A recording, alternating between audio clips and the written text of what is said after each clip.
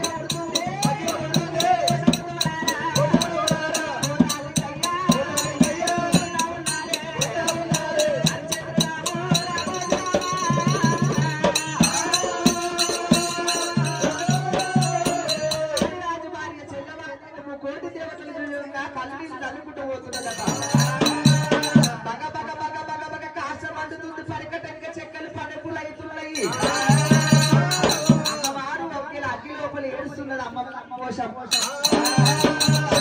ఏమంటుడు తమ్ముడా విష్ణుదేవా ఏమిరా బగ మండుతుంది అగ్గి లోపలికి సప్పుడు వస్తుంది తల్లి దయ్యమయ్యి రాది నా తమ్ముడా తల్లి దయ్యమయ్యి రాది నా తమ్ముడా పిల్ల దయ్యమయ్యి రాది నా తమ్ముడా తమ్ముడా విష్ణుదేవా తప్పు చేయబోదు నేరం అయ్యబోదు పిల్ల మండగారు అన్నయ్య మన అన్నప్పగలిగిన మన తోట ఉంటదయ్యా పెరిగంత మారు మంటలు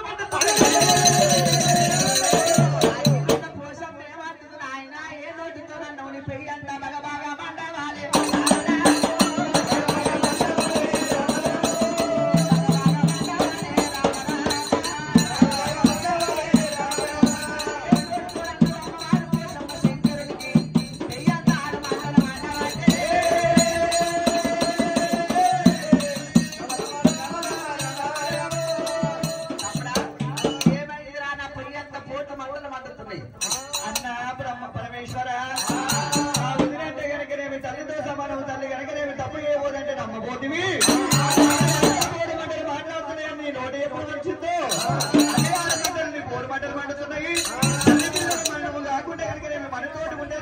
తీసుకుపోయి కలిసి కలిసి సంసారం చేసుకుంటాను వేడుకోని పోతుంది నొప్పులు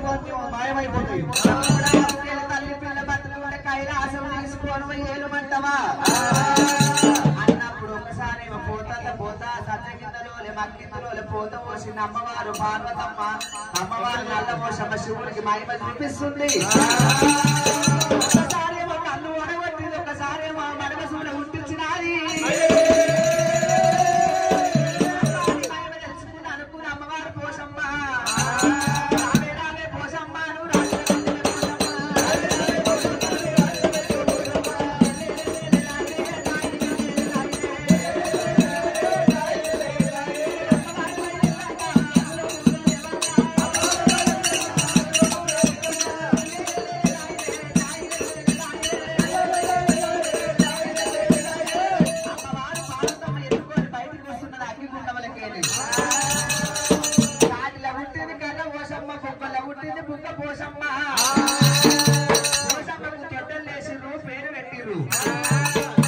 పుట్టి 7 రోజులు కాలేదు ఎంత కళ్ళ ఉన్నదని పార్వదేవి నీళ్ళు ఎత్తుకోడానికి పోయినప్పుడు ఎక్కలేని కోపం వచ్చి పోషమని గిన్నగిల దిక్కులాడు వాళ్ళ గండిన వాడేస్తున్నాడు